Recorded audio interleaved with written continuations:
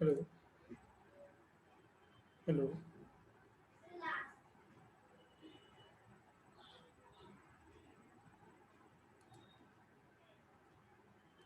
Aditi screen दिसते आणि आवाज येतो का सांगा. मोहन, मोहन स्क्रीन दिसते, आवाज येतो.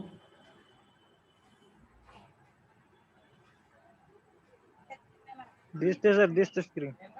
ओके, ठीक आहे. चला आज आपण स्टार्ट करू. Okay.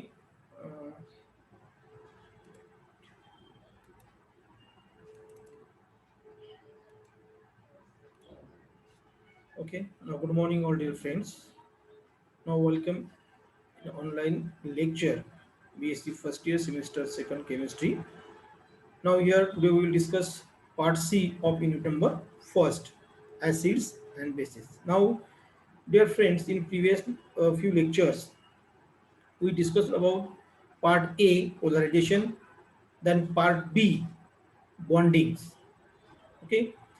Now, here in this lecture, we will discuss acids and bases. Okay. Now, first, what mean by acids and what mean by bases? आता आपल्याला माहिती आहे ऍसिड आणि बेस काय आहे. बघा, अगदी पूर्व म्हणजे आपण काय म्हणू तुला प्राचीन काळी म्हणजे ऍसिड पिरियडमध्ये ऍसिड आणि बेसिस कशी ओळखायची किंवा त्याची काय त्याच्या प्रॉपर्टीज असायच्या. तर सरळ सरळ आहे, ऍसिड जो आहे चवीला आंबट असेल, त्याच्यानंतर ब्ल्यू लिटमस तो रेड करत असेल. आपण मागच्या वेळेस हा फॉर्म्युला सांगितलं तुम्हाला. त्याचबरोबर हाताला तो स्पर्श त्याचा जो आहे तो स्पर्श वेगळा गुळगुळीत लागत असेल.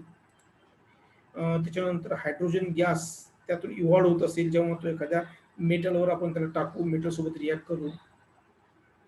ही जनरल कॅरेक्टरिस्टिक जी ऍसिडची आहेत. उदाहरणार्थ आपण जर म्हटलं की आपण लिंबू घेऊ, लिंबामध्ये ऍसिड्स आहेत, त्याची जी चव आहे ती चव बघा कशी आहे.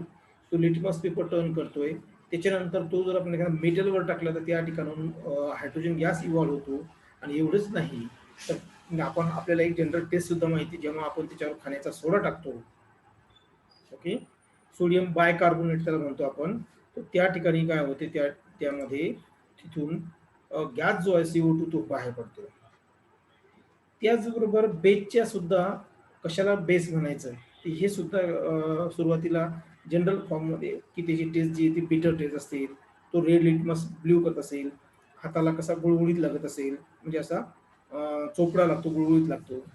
ही जी कॅरेक्टरिस्टिक्स आहेत, ही ज्या प्रॉपर्टी आहेत ह्या सुरुवातीला ऍसिड अँड बेसच्या प्रॉपर्टी. आणि सुरुवातीला सबस्टन्स जो होते ऍसिड आणि बेस या दोन गटांमध्येच काय केले होते, डिवाइड केलेले होते.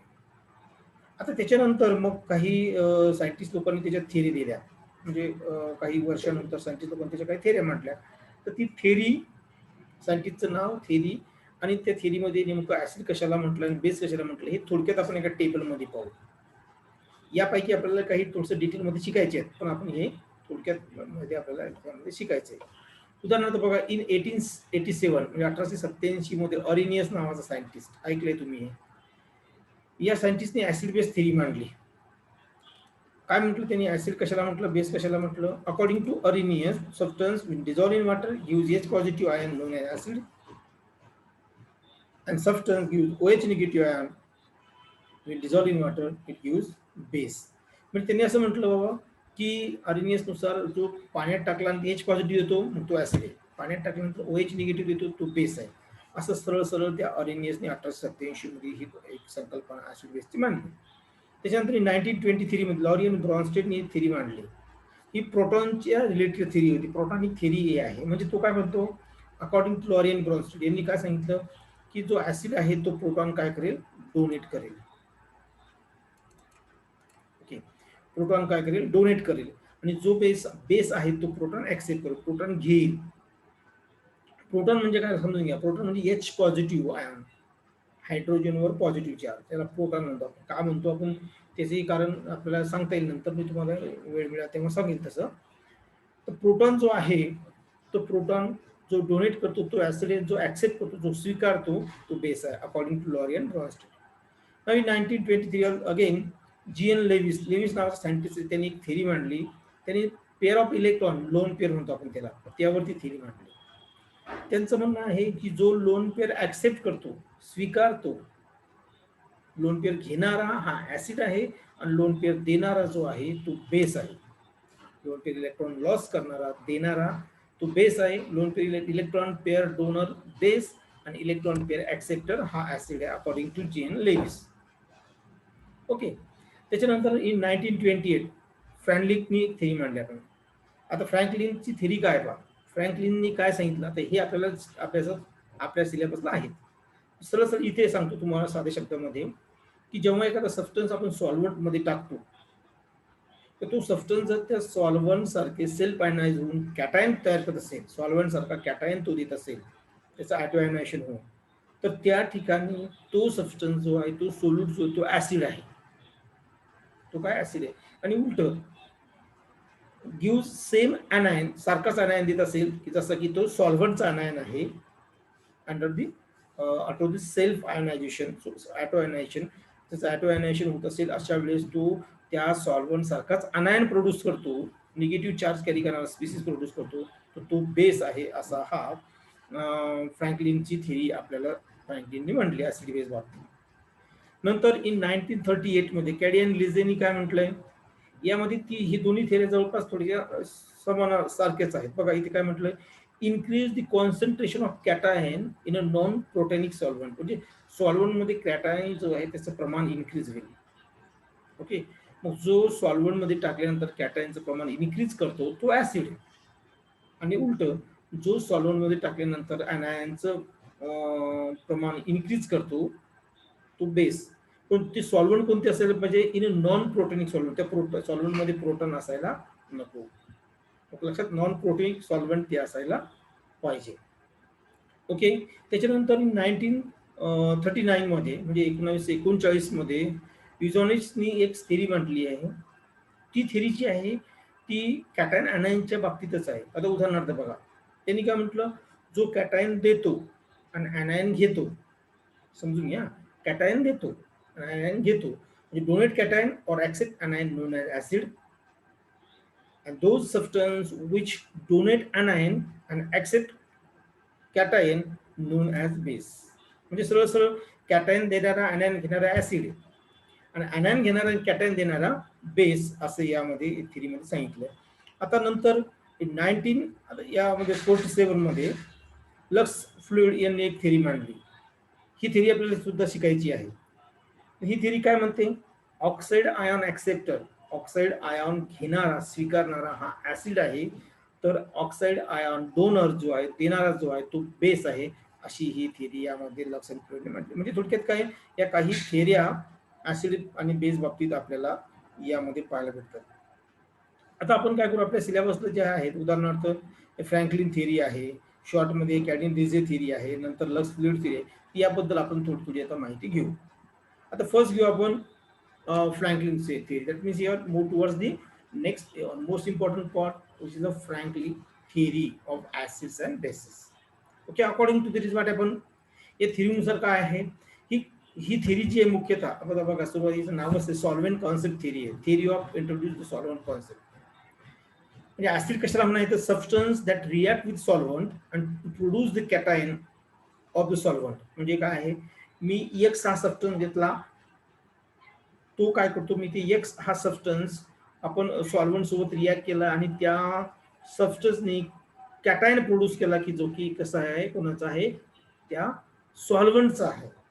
सॉल्व्हंटच्या कॅटायन सारखा कॅटायन त्यांनी काय केला, प्रोड्यूस केला, तो झाला acids. Define base substance that react with solvent, solvent सोबत रिॲक्ट केला, yield or produce the anion of the solvent. सॉल्व्हंटचा जो अनायन आहे तो अनायन काय करेल, तो प्रोड्यूस करेल.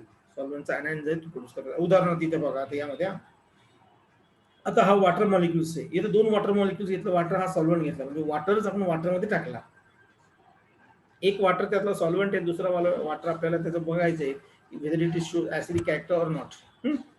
तर तो काय करतोय, त्यामध्ये त्यांनी काय केलंय, S3O पॉझिटिव्ह हा कॅटायन प्रोड्यूस केलाय आणि हा कॅटायन जो आहे हा त्या सॉल्व्हंटचा कॅटायन आहे. कोणाचा कॅटायन, त्या सॉल्व्हंटचा कॅटायन आहे. वॉटर या सॉल्व्हंटचा कॅटायन हा S3O पॉझिटिव्ह हायड्रोनियम आयन म्हणतो आपण, तो आहे. म्हणजे याचा अर्थ काय, याचा अर्थ यानी सॉल्व्हंटचे जो कॅटायन आहे तसाच कॅटायन काय केला, या सबस्टन्सनी वॉटर सोबत रिॲक्ट केल्यानंतर प्रोड्यूस केला, hence acts as a acid. म्हणून तो वॉटर काय करतो, ऍसिड रोल प्ले करतो. आता अमोनियाच्या बाबतीत सुद्धा तसंच, इथे दोन्ही कॅरेक्टर आपल्याला पाहायला भेटतात. समजा NH4 जो आहे, सॉरी NH3 जो ammonia, it produce NH4 positive, आता इथे पॉझिटिव्ह पाहिजे त्याच्यावर, आणि NH2 निगेटिव्ह. ओके, पण इथे यांनी काय रोल प्ले केला की ज्यावेळेस हा अमोनिया या सॉल्व्हंटमध्ये आपण टाकला, त्यावेळेस अमोनिया काय करतो, इट सेल्फ अमोनिया हा सॉल्व्हंट, लिक्विड अमोनिया हा NH4 पॉझिटिव्ह त्या ठिकाणी आणि NH निगेटिव्ह आणि NH4 पॉझिटिव्ह कॅटायन प्रोड्यूस करतो. पण इथे सुद्धा हा काय करतो, ऍसिडिक कॅरेक्टर दाखवतो. पण हाच आपण NH4Cl सोबत जर घेतला असेल, तेव्हा सुद्धा त्याचे character NH4Cl NH4 positive produce करतो. म्हणजे याचा अर्थ हा NH4Cl काय, हा इन liquid ammonia acts as a strong acid. Liquid अमोनियामध्ये NH4Cl हा ऍसिड आहे, लक्षात. आणि अशाच बाबतीत जर आपण NH2 सोडा अमाइड म्हणतात त्याला, हा जर घेतला आपण, तो काय करेल, Na पॉझिटिव्ह आणि NH2 निगेटिव्ह प्रोड्यूस करेल इन अमोनिया. मग आता NH2 निगेटिव्ह जो आहे तो कोणाचा अनायन आहे, तो अमोनियाचा अनायन आहे, सॉल्व्हंटचा अनायन आहे. म्हणजे याचा अर्थ NaNH2 नी सॉल्व्हंटच्या अनायन सारखा अनायन प्रोड्यूस केला, म्हणजे याचा अर्थ तो काय बेस आहे, तो काय बेस आहे. ओके, असं हे फ्रँकलिनने सांगितलं. आपण परत डिटेलमध्ये घेऊ, त्यामध्ये बघा इथे दिलेलंच आहे, the substance which on dissociation, म्हणजे त्याचा तो आयोनाइज होतो, डिसोसिएट होतो in the solvent and gives similar cation, similar ion म्हणजे means cation like solvent, solvent सारखा तो कॅटायन प्रोड्यूस करतो itself. Okay, itself due to ionization such substance known as acids. म्हणजे काय म्हटलं बघा, तो तो काय करेल, त्या सॉल्व्हंट मध्ये डिसोसिएट होईल आणि सॉल्व्हंट सारखाच कॅटायन प्रोड्यूस करेल ॲटोनायझेशन होऊन.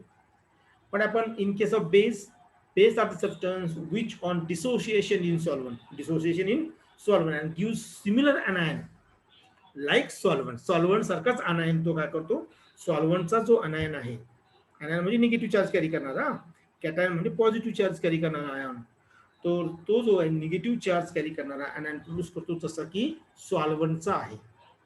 ओके, इट सेल्फ आयनायझेशन किंवा ॲटोनायझेशन म्हटलं आपण, is non as, is called as base, त्याला बेस म्हणायचं. लक्षात, हे आत्ताच आपण वरती याच्यामध्ये बघितलं, त्याच पद्धतीने या ठिकाणी आहे.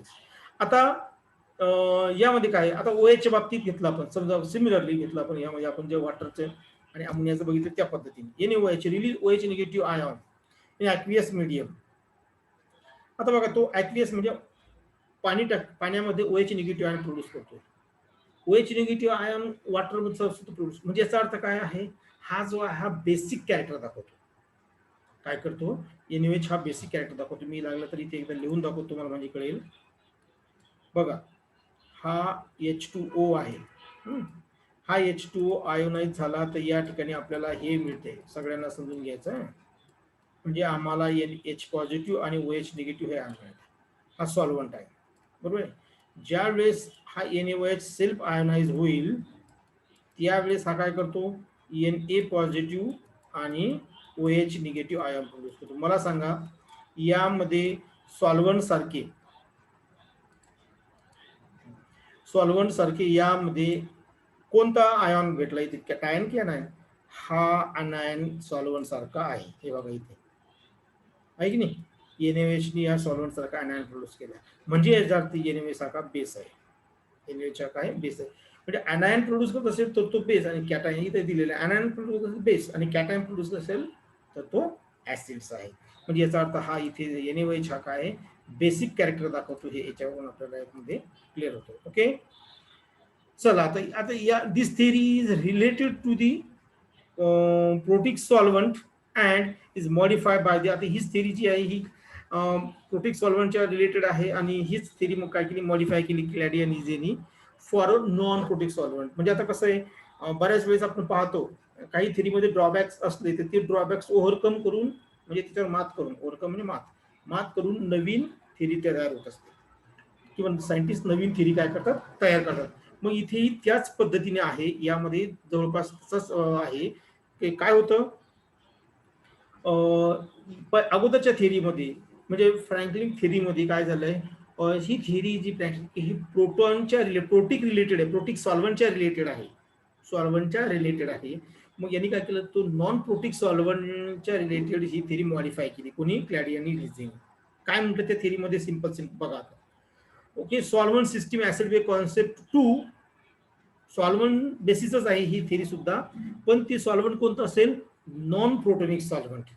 म्हणजे उदाहरणार्थ ज्यामध्ये प्रोटॉन नाही, एच नाही, हायड्रोजन नाही, असा उदाहरणार्थ SO2, SOCl2, N2O4 हे एक्झाम्पल्स आपल्याला घेता येईल. काय म्हणते थिअरी बघा, अन ऍसिड म्हणजे सबस्टन्स एक ऍसिड आहे विच ऑन डिसोल्युशन और dissociate with the non protic solvent increase the cation concentration solvent, cation concentration of the solvent. म्हणजे आहे तसंच आहे, फक्त काय आहे, कॅटायनचे कॉन्सन्ट्रेशन जे आहे त्या सॉल्व्हंटचे ते काय होईल, इन्क्रीज होईल जेव्हा आपण तो सबस्टन्स कशात टाकतो, त्या सॉल्व्हंट मध्ये टाकतो, अशा पद्धतीने. नंतर बेस सबस्टन्स विच डिसोसिएट, असा समजा सबस्टन्स घेतला आपण, एक्स हा सबस्टन्स घेतला आपण, तो नॉन प्रोटिक सॉल्व्हंट मध्ये टाकला, आणि तो काय करतो, मग त्या सॉल्व्हंटचे अनायन जे आहे त्याचं कॉन्सन्ट्रेशन इन्क्रीज करतो. म्हणजे दोन्ही थिअरी सेम आहे, फक्त इथे प्रोटॉन रिलेटेड होतं, या कॅडियन इलेझीमध्ये प्रोटॉनचं रिलेशन नाही, सॉल्व्हंट हा नॉन प्रोटिक घेतला त्यांनी. चला आता इथे एक्झाम्पलच बघायचं तर बघा, यामध्ये पहा बघा, SO2 हा जो आहे, SO2 gives SO dipositive ions and SOCl2 gives SOCl and SO2Cl2 ion in both examples. आता या ठिकाणी दोन्ही याच्यामध्ये बघा ना, या ठिकाणी दोन्ही याच्यामध्ये जर आपण बघितलं तर आपल्याला हा SO डायपॉझिटिव्ह कॅटायन मिळाला, इथे सुद्धा SOCl आणि SOCl2 हे मिळालं. म्हणजे थोडक्यात काय आहे यामध्ये, तो जेव्हा आपण वॉटर नाही, सॉल्व्हंट नॉन ॲक्वियस सॉल्व्हंट म्हणजे नॉन प्रोटॉनिक सॉल्व्हंट मध्ये टाकला, तेव्हा त्यांनी काय प्रोड्यूस केलं, कॅटायनचं कॉन्सन्ट्रेशन जे सॉल्व्हंटचं ते इन्क्रीज केलं की अनायनचं, त्याच्यावर त्याचे नेचर ठरवायचं, ऍसिड आणि बेसचं. आता या ठिकाणी आपण आता समजा असं म्हटलं आपण, हा SO2 जो आहे, हा SO2 सेल्फ आयनाइज झाला, it produce SO dipositive ion, SO dipositive, आणि आपण सॉल्व्हंट घेतलाय, त्या सॉल्व्हंट जो आहे त्या सॉल्व्हंटमध्ये SO डायपॉझिटिव्ह आयन्स आहे, त्याच्यामुळे ते SO डायपॉझिटिव्ह आयनचं कॉन्सन्ट्रेशन इन्क्रीज झालं, म्हणजे हा झाला ऍसिडिक कॅरेक्टर. त्यांनी काय दाखवलं, त्याचे ऍसिडिक कॅरेक्टर त्यामध्ये काय केलं, त्यांनी इन्क्रीज केलं. आणि व्हाईस वर्सा, त्यांनी जर बेसिक कॅरेक्टर इन्क्रीज केलं असेल तर तो काय होईल, बेस होईल. ओके, आणि ही थिअरी जी आहे, या थिअरीचे आपण ऍडव्हान्टेज जो पाहू, म्हणजे सक्सेस काय आहे थिअरीचा, तर हा आहे easy to understand and theoretically and experimentally. Theoretically म्हटलं आणि एक्सपेरिमेंटल म्हणजे ही थिअरी सोपी आहे. त्याच्यानंतर theory of solvent system apply equal to the proton. म्हणजे आता हे तर सुरुवातीलाच म्हटलं आपण, या अगोदरच्या थिअरीमध्ये प्रोटॉनिक सॉल्व्हंट होता, या ठिकाणी नॉन प्रोटॉनिक सॉल्व्हंट आहे. म्हणजे आपण म्हणू ॲक्वियस सॉल्व्हंट आणि नॉन ॲक्वियस सॉल्व्हंट अशातला प्रकार हा यामध्ये आहे. म्हणजे ॲक्वियस सॉल्व्हंट आणि नॉन ॲक्वियस सॉल्व्हंट. आता जसं याला काय म्हणू याला ॲडव्हांटेज आहे, तसे याचे डिसॲडव्हांटेज सुद्धा आहे, लिमिटेशन सुद्धा आहे. This theory is related to substance in a solvent system only. म्हणजे मला एखाद्या सबस्टन्सला ॲसिड आहे की बेस हे ठरवायचं, तर त्या ठिकाणी मला सॉल्व्हंट लागेलच. सॉल्व्हंटची सिस्टीम मला घ्यावंच लागेल. तसं मी सांगू शकणार नाही की हा ॲसिड आहे की बेस आहे, अशी या थेरीवरून. म्हणजे ते सॉल्व्हंट इथे इसेन्शियल आहे. ओके, म्हणजे हाच या थेरीचा ड्रॉबॅक आहे. त्याच्यानंतर ऍसिड आणि बेस बऱ्याच वेळेस रिॲक्ट होतात, आपल्याला माहिती आहे. ऍसिड आणि बेस एकमेकासोबत काय होतात, रिॲक्ट होतात. बरोबर आहे, न्यूट्रलायझेशन रिॲक्शन होते. मग यामध्ये तसं काही सांगितलंच नाही, म्हणजे without solvent acid base react होतच नाही. म्हणजे इथे एक थेरी फेल ठरली. It fail to explain the neutralisation in absence of solvent. तेच न्यूट्रलायझेशन रिॲक्शन जी आहे सॉल्व्हंटच्या अब्सेन्समध्ये होती की नाही हे काहीच सांगितलं नाही. त्याच्यानंतर existence of ions is not attendable in a low dielectric constant solvent. एखादा आपला सॉल्व्हंट जो आहे त्यामध्ये तो सॉल्व्हंट प्रोड्यूस करतो की नाही, सॉरी आयॉन्स कॅटायन अनायन प्रोड्यूस करतो की नाही, त्यावरूनच त्यामध्ये ऍड केलेल्या सबस्टन्सचं आपण कॅरेक्टर ठरवू शकत नाही की whether it is acid or base. It fail to explain the physical properties of acid and bases. सबस्टन्सच्या फिजिकल प्रॉपर्टी ज्या ऍसिड अँड बेसिस त्या या थेरीवरून काहीच सांगता येत नाही. Thus the solvent concept for acid and base is extended by Arrhenius water and system. म्हणजेच काय, फक्त आपण असं म्हणू की अरेनियसची थेरी जी आहे त्यालाच फक्त थोडंसं एक्सटेंड केलं आहे असं याचा अर्थ होतो. ओके, मग आता यावरून दुसरी थेरी आली आहे एक, म्हणजे आता या थेरीमध्ये ड्रॉबॅक्स आले म्हणून नवीन थेरी तयार करायचं काम पडलं, नवीन अभ्यास करायचं काम पडलं, आणि तो लक्स आणि फ्लुइड यांनी अभ्यास केला. लक्स आणि fluid of concept of acids and basis काय म्हणते बघा आता. लक्स फ्लुइड थेरी काय आहे. Lux fluid concept of acid and basis सरळ सिंपल आहे. याला म्हणायचं oxide ion acceptor donor acceptor system. Oxide ion donor acceptor system म्हणजे ऑक्साइड आयॉन जे आहे, ऑक्साइड आयॉन जे आहे ते डोनर आणि ऍक्सेप्टर यावर ही ऍसिड बेस कॅरेक्टर किंवा कॉन्सेप्ट डिपेंड राहते. काय म्हणते डिफाईन ऍसिड, आता आपण अगोदर बघितलं, substance which accept oxide are called as acid. म्हणजे acceptor oxide acceptor known as acid. मग उलट ऑक्साइड डोनर, ऑक्साइड जो आहे ते डोनर जो आहे तो काही मग बेस येईल. Substance which donate oxide ion are base. बघा आता इथे दिलंय SO4 डायनिगेटिव्ह हा काय करतोय, ऑक्साइड देऊ शकतो, that means act as acid. आता उलट घेऊ आपण यामध्ये बघा, या ठिकाणी काय केलं आहे, हा SO3 हा ऑक्साइड घेऊ शकतो. एक मिनिट पेन घेतो मी तुम्हाला लक्षात. आता सिंपल बघा, हा SO3 जो आहे, म्हणजे मी आता इथे लिहितो, हा SO3 जो आहे, हा SO3 हा ऑक्साइड जो आहे याने ऑक्साइडला गेन करू शकतो. म्हणजे याचा अर्थ हा काय आला, याचा अर्थ हा काय, हा काय तयार झाला, SO4 डायनिगेटिव्ह तयार झाला. म्हणजे हा यांनी काय केलं, ऑक्साइड हा ऑक्साइड आयॉन जो हा घेतला म्हणजे हा झाला ऍसिड. हे बघा हा झाला ऍसिड, हा घेतो की प्लस होतो म्हणजे घेतो म्हणजे ऍसिड झाला. आणि हा जो SO4 डायनिगेटिव्ह हा डोनेट करतो, रिलीज करतो या O डायपॉझिटिव्हला, डायनिगेटिव्हला म्हणजे ऑक्साइडला, म्हणजे हा झाला बेस. तसंच कॅल्शियम ऑक्साइड, कॅल्शियम ऑक्साइड हा बेस आहे, तर कॅल्शियम डायपॉझिटिव्ह आयॉन हा काय आहे, ऍसिड आहे.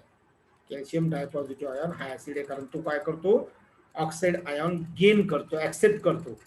ओके, म्हणजे ऑक्साइड आयॉन ऍक्सेप्टर जे आहेत ते ऍसिड्स आहे आणि डोनर जे आहेत ते बेस आहे. आलं लक्षात यामध्ये. आता न्यूट्रलायझेशन रिॲक्शन कशी याच्यामध्ये सरळ आहे, म्हणजे ऍक्सेप्टर आणि डोनर दोन्ही त्यामध्ये घ्यायचे.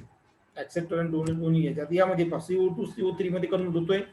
येथे हा जो कार्बोनेट आयॉन फॉर्म होऊ शकतो, म्हणजे ऍसिड आहे हा बेस जो आहे हा O देऊ शकतो, O डोनेट करू शकतो, म्हणजे याचा अर्थ हा काय झाला, हा झाला base.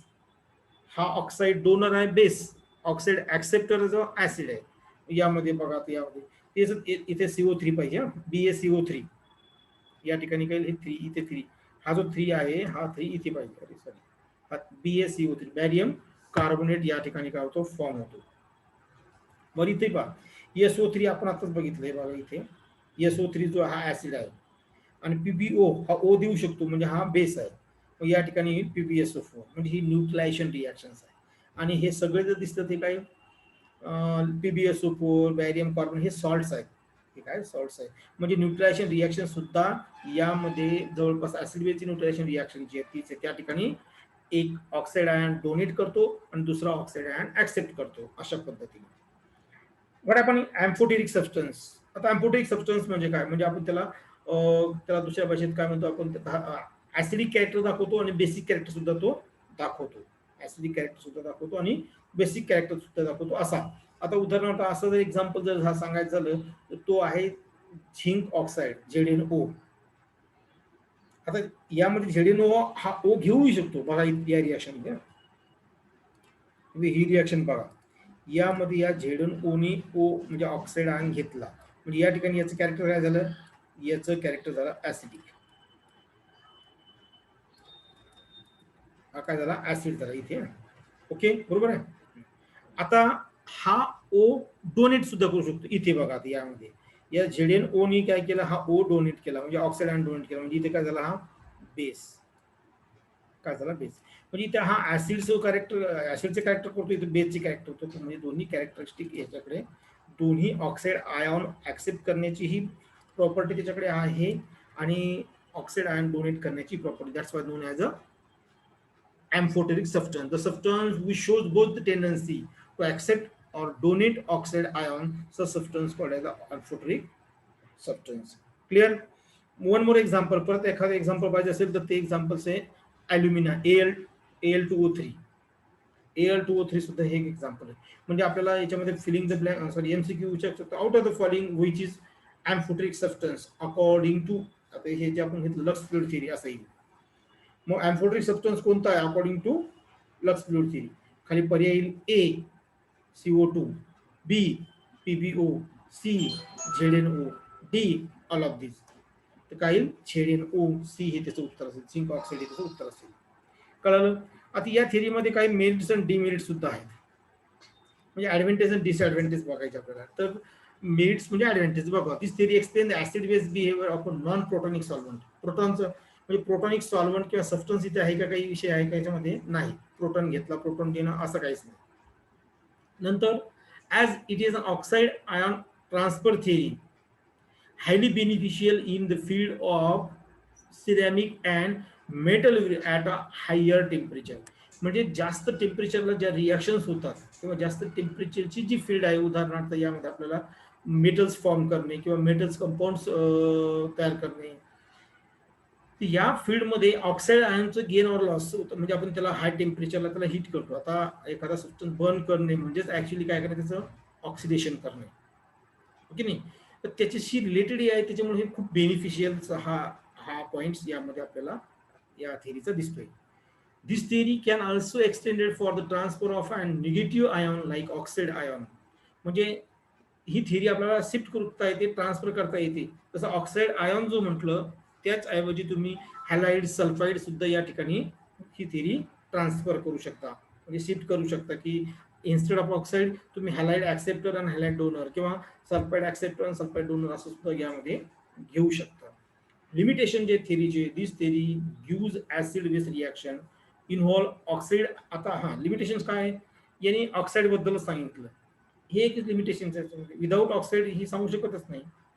This theory is similar to previous acid base concept of Lewis. आणि ही थिअरी काही वेगळी नाही. त्यात लेविस जे आहे theory, Lewis acid base theory जी आहे आणि युझोनेची थिअरी जी आहे, या दोन्ही थिअरी सारखीच ही थिअरी आहे, वेगळं याच्यामध्ये काही नाही. म्हणजे त्याचे काय लिमिटेशन्स आहे ऍसिड बेस थिअरीचे. म्हणजे बघा, आता आपण ऍसिड बेस थिअरीमध्ये आपण हे 3 थिअरी याच्यामध्ये घेतल्या. सुरुवातीची घेतलं आपण यामध्ये, सुरुवात अगदी फ्रँकलिन थिअरी बघितली, त्याच्यानंतर त्याच्याच रिलेटेड आपण candy and DJ acid base concept बघितले आपण, त्याच्यानंतर आपण घेतली यामध्ये लक्स फ्लुइड थिअरी. ओके. आता आपल्याला माहिती घ्यायची आहे next concept of hard and soft acid and basis. Hard acid काय आहे आणि सॉफ्ट ऍसिड काय आहे हे आपल्याला पाहायचं आहे, किंवा हार्ड बेस काय आणि सॉफ्ट बेस काय याबद्दल आपल्याला माहिती घ्यायची आहे. बघा, आता हे 1-2-3 मिनिटात जर बंद पडलं ना तर परत जॉईन करा. सगळ्यांना सूचना आहे, हे बंद पडलं की परत काय करा, याला जॉईन करा. आता ही थिअरी कोण मांडली सुरुवातीला बघा, तर पियर्सन जो आहे सायंटिस्ट, RG पियर्सनने काय केलं, इन 1963 मध्ये classify the Lewis acid and Lewis base. म्हणजे लेविस ऍसिड घेतले त्यांनी, काही लेविस बेस घेतले आणि त्याला दोन पार्ट मध्ये क्लासिफाय केलं. म्हणजे ऍसिडला दोन क्लासमध्ये, strong sorry hard and soft, आणि बेसला दोन क्लासमध्ये, हार्ड अँड सॉफ्ट असे त्यांनी काय केलं, क्लासिफाय केलं, कोणी, पियर्सनने. ओके. मग आता ऍसिडला हार्ड आणि सॉफ्ट म्हटलं, ते काय आहे ते बघू आपण. बेसला सुद्धा हार्ड बेस आणि सॉफ्ट बेस म्हटलं, ते काय आहे, कशाला हार्ड ऍसिड म्हणायचं, कशाला सॉफ्ट ऍसिड म्हणायचं, ते आपल्याला पाहायचं. तर सुरुवातीला आपण ऍसिड बद्दल बोलू. पहिला आपण सुरुवात स्टार्टिंग कशाबद्दल घेऊ, ऍसिड बद्दल. So what is by hard acid. Hard acid कशाला म्हणायचं, species having a strong tendency to accept electron or called as a hard acid. म्हणजे किती सरळ दिले बघा यामध्ये, की असा species, it may be ion or neutral molecules, काही असा स्पीसीज की तो काय करते, त्याच्याकडे स्ट्रॉंग टेंडन्सी असेल कशाची, इलेक्ट्रॉन ऍक्सेप्ट करण्याची, इलेक्ट्रॉन गेन करण्याची, थोडक्यात इलेक्ट्रॉन गेन करण्याची स्ट्रॉंग टेंडन्सी ज्यामध्ये आहे, तो हार्ड ऍसिड आहे. मग इलेक्ट्रॉन कोण गेन करू शकतो, ज्याचा न्यूक्लियसची पॉवर ही स्ट्रॉंग आहे. न्यूक्लियसची पॉवर कोणाची स्ट्रॉंग असेल, ज्याची साईज स्मॉल असेल, पहिला पॉइंट, बरोबर आहे. दुसरा पॉइंट, त्याचं पोलरायझेशन पॉवर जास्त असेल. आता हे आपल्याला माहित आहे, न्यूक्लियस जो आहे त्याच्याकडे पोलरायझिंग पॉवर जास्त आहे. कॅटायन घेतला आपण, तो कॅटायन स्मॉल असायला पाहिजे आणि त्याची पॉझिटिव्ह चार्ज जास्त असले म्हणजे पोलरायझिंग पॉवर जास्त आहे. नंतर हाय आयनायझेशन पोटेन्शियल, हे दोन्ही बाजू जवळपास एकच. त्याची इलेक्ट्रोनिगेटिव्हिटी कमी, लो इलेक्ट्रोनिगेटिव्हिटी असायला पाहिजे त्याची, इकडे pair of electron pair. Okay. कारण इलेक्ट्रोनिगेटिव्हिटी जास्त असले की तो काय होईल, त्यामध्ये इलेक्ट्रॉन पेअर जी आहे ती पेअर शिफ्ट होईल. नंतर हाय पॉझिटिव्ह ऑक्सिडेशन स्टेट, त्याची ऑक्सिडेशन स्टेट जी आहे जास्त असायला पाहिजे. म्हटलं आपण, जास्त त्याच्यावर पॉझिटिव्ह चार्ज असले की न्यूक्लियस हा स्ट्रॉंगली काय करेल, इलेक्ट्रॉनला अट्रॅक्ट करेल. हे त्याचे कॅरेक्टर कशाचे, हार्ड ऍसिडचे. मग आता एक्झाम्पल्स बघा, अल्कली आणि alkaline earth metal ion, alkali आणि अल्कलाइन अर्थ मेटल्स. आता अल्कली अल्कलाइन अर्थ मेटल आपल्याला माहिती कोण कोणते आहेत, म्हणजे पहिला ए ग्रुप आणि दुसऱ्या ग्रुप मधले, आणि काही ट्रान्झिशन मेटल सुद्धा, टिटॅनियम, फेरस वगैरे, हे जे आहेत, फेरिक, कोबाल्ट, ॲल्युमिनियम, हे जे आहेत ना, हे काही ट्रान्झिशन एलिमेंट सुद्धा, म्हणजे 3D सिरीज मधले एलिमेंट सुद्धा, हे काय करतात, या हार्ड ऍसिडचे एक्झाम्पल्स आहेत. म्हणजे सोडियम, पोटॅशियम हे तर आहेच आहे, पण हे सुद्धा आहे यामध्ये हार्ड ऍसिडचे एक्झाम्पल्स आहे. मॅग्नेशियम, कॅल्शियम सोबत हे सुद्धा त्याचे एक्झाम्पल्स आहेत. ओके.